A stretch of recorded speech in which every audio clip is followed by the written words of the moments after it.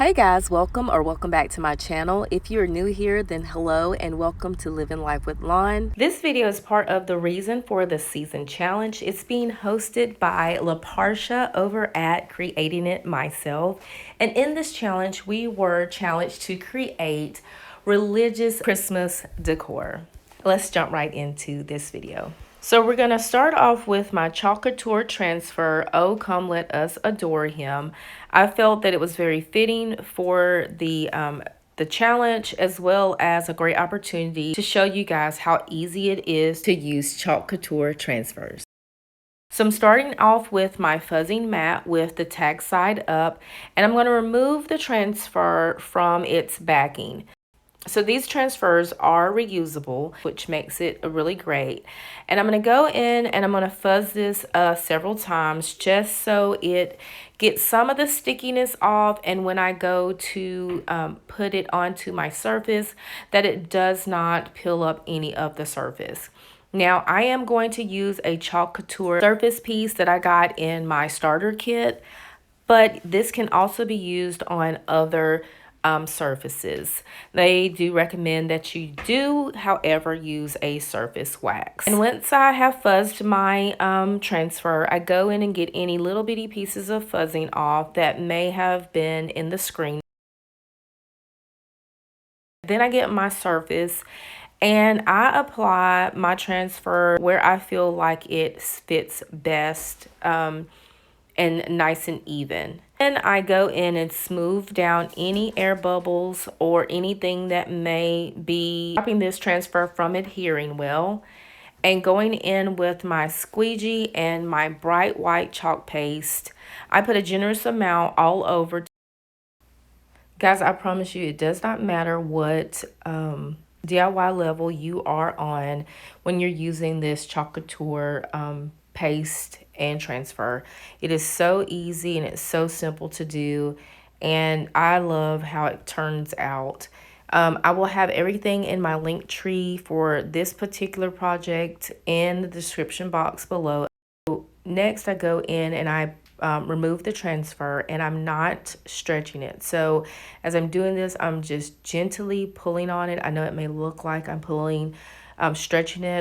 I'm just pulling this off very easily to prevent from stretching the transfer. And then immediately afterwards, I go over to my sink, and with some cool water, I wash off the paste and put it back on its transfer backing so I can use it again in the future. And guys, this is how this piece turned out. I absolutely love it, and it makes a great addition to the nativity set that I'm about to show you next. Okay, so I'm going to go in with the gathered together sign. I've already removed the hanger to the back, and this is exactly 11 inches long, and I do not need this much. So what I'm going to do is go in at the 5.5 mark, and now I'm going to cut this in half. I planned on using this for the base of my stable, as well as some wooden slats that I picked up from Michael's. Guys, I went in with a damp paper towel and that antique wax by Waverly, and these are my finished pieces. So while those dry up a little bit, I'm going in with some tumbling tower blocks that I picked up from Dollar Tree. And in this particular pack, there were 3 brown Jenga blocks, and I felt that would be a great way to focus on the wise men wearing the same outfit. So the goal was to use the circle for the head and the square for the gifts that the 3 wise men brought. Now, please feel free to look at other creators and how they created their nativity set. I have seen quite a few, and they are all really awesome. Next, I went in and I cut down 2 of the Jenga blocks, one to represent baby Jesus, and the other I cut to represent Mary. And for Joseph, I left that Jenga block in full length. Now, initially, my idea for this project was to make it look like a rustic nativity scene. I wanted it to be I wanted it to be very woodsy like, but I wanted the meaning to not be watered down. So that's why I chose to kind of make it a little like just not necessarily dull, but to try to not put any color in this, the nativity that I was trying to make. So next I went in, which by the way, you'll see this later that I kind of spruced it up. If you've seen the image or clicked on the video, then you already know that I added some color. I put a couple Jenga blocks together as well as that little wooden cube together to resemble an animal. And then next I went in with my slats that I had stained previously. I cut the sides down to 5 inches, and then I cut the roof tops to 5.5. The reason why I did that is because I felt like it was making the royal family look a lot smaller than when I had them in their full size state. I hope that makes sense. So I went in with that the half cut piece of thankful and grateful sign. And I'd already kind of sketched out a little line as to where I thought I would put the sides of the stable. And so going in with my hot glue gun, I put those down. Now, throughout this entire project, that is just what I chose to use. But if you choose to make this project, absolutely feel free to use whatever adhesive that you like or whatever works best for you. In order to hold the sides up, I did use some of my Waverly chalk paint, just to kind of make sure that the sides of the slats would stay up and remain at a 90-degree angle. So while you see me continue to build this stable, it's pretty self-explanatory. If you do run into any questions or have any concerns, please drop those in the comment section below. I would love to help assist you in that. So I just want to take a moment to to kind of reflect on Joseph and Mary and the journey that they had that night when they knew that Mary was in labor and they needed to find somewhere to deliver their baby, their son. And I can't help but wonder what potentially, like what emotions may they have been feeling when they kept being turned away, when people were telling them that they had no room for them. And like, I just wonder what she was feeling. Like, was she nervous? Was she worried? And Joseph, being the provider for the house, like, what was he worried? Like, was he nervous? Was he, what they were feeling that night when they were just, eagerly searching for somewhere to deliver their baby boy. So now that I've attached both of the sides of the top of the barn, I'm going in with the piece of stained dowel rod to help them stay together and not collapse down. Then I went in with this barnwood paper that I found at Michael's, and I used a piece of the Swiss Bowls review video that I did. There was of the box lid, and I traced around the outer side of that barn or stable, and then I used the lid to the Swiss box bowls that I had was sent to me, and I used that to give my scrapbooking paper I guess a firmer hold, or I guess a better backing.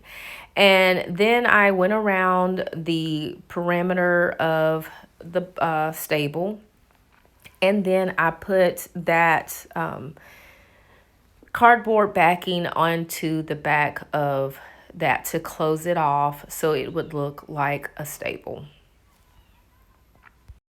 Kind of pressed it down a little bit to make sure it was sticking well, and at this point I was feeling pretty good about the project. I felt like it was going exactly the way I had imagined it and wanted it to.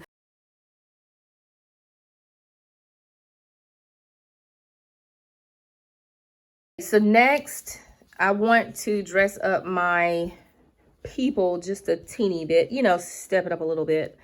So I got 4 pieces of felt for my figurines. So I feel like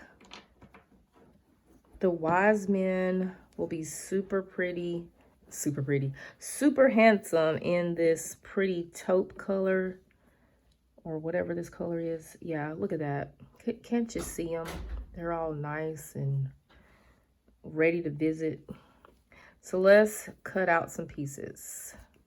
Not really sure how I'm gonna do this. Probably just, I think I got it. And I'm sorry guys, but on this next scene, I'm gonna be out of frame quite a bit. I apologize. So while you see me cut this fabric, let me just say hello to all the newcomers and to anyone who's coming over from the playlist. My name is Lon, and on my channel, I create affordable DIYs and thrift flips on a budget. If that is content that you like, then I hope that you would consider subscribing to my channel. And if you've already been living life with Lon, then thank you so much for your continued support to my channel, and welcome to all the new subscribers. I'm absolutely thrilled that you're here, and I could not do this without you. Don't forget to check out that playlist for your convenience. I have linked it in the description box below, and tell them that I sent you guys over. All right, so too stinking cute. Then, because back in the day, there were no such thing as belts. I mean, I think they may have had one. Someone developed one at some point. What we're going to do is we're going to wrap him so it looks like his belt.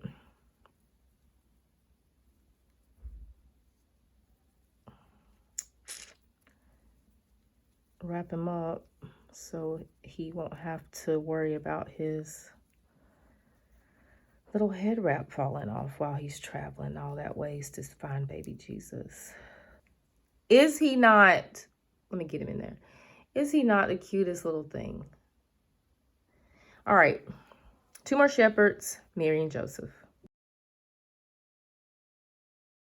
So the 3 wise men were coming to see baby Jesus, and they were bringing a gift. So the gifts that they were bringing were gold, frankincense, and myrrh. And so this little guy is going to be carrying the gold. So I finished Mary and Joseph, and now I'm going to attempt to put them together and them holding baby Jesus. So let's see if I can pull this one off. So here I was kind of deciding whether I wanted to leave baby Jesus in this natural state or if I wanted to give him a clothing of some sort. So I kind of went back and forth, and I decided that I would wrap him in the felt. Now here's where I should have left him wrapped just around the edges because it was just so simple. And in my shots, you'll see that I did go back and change it, but somewhere in my brain it said to wrap the entire baby up, and it just wasn't. It was so bulky when I initially did that, and absolutely did not like that. So this is probably, for me, I felt like this was the better way to do it because it made the emphasis be on baby Jesus as well as Mary and Joseph, and not fabric that was wrapped around him. Now it is time to put all of these pieces together, and I love how it turned out. You'll have to comment below and let me know what was your favorite part. Is there something that you would have done differently, or if you felt as if I achieved the goal of making a mystic nativity set. So once the 3 wise men made it to baby Jesus, Mary, and Joseph, they immediately bowed down in worship and gave baby Jesus their gifts of gold, frankincense, and myrrh. So guys, here's how the nativity and my sign turned out. I love the way it turned out. I think it looks super great in my living room. And there you have it, the family there, baby Jesus, Mary, and Joseph, the three wise men with their gifts of gold, frankincense, and myrrh. Their little staffs were made with the end of a floral pick that I had left over. I put Spanish moss in the barn floor, or shall I say the stable floor. I put Spanish moss on the floor of the stable to mimic that whole barny feel. And here are two animals that I made. It's just a pom-pom that I cut off and hot glued those pieces on to give them some texture and a little bit of interest, because they were just looking a little stark with just the wood pieces. But I love the way it turned out, and I hope that you guys like the way it looks as well. Comment below and let me know what was your favorite part about this video. If you felt inspired to try to recreate this nativity scene as well. Here I had a star that I painted gold, and I put some glitter flakes on that. And with the remaining pieces of the barn paper, I used that for the tops and the side of my stable to make it look more like wood. And here's that beautiful saying, "Oh, come, let us adore him, Christ the Lord." Thank you guys so much for watching my channel. Again, I greatly appreciate all of you. And if you haven't subscribed already, I hope that you would consider doing so. Don't forget to check out the playlist. I have linked that in the description box, as well as LaParsha's channel, Creating It Myself. And remember, if you're not living life with Lon, then you're missing out. I'll talk to you guys in the next one. Bye.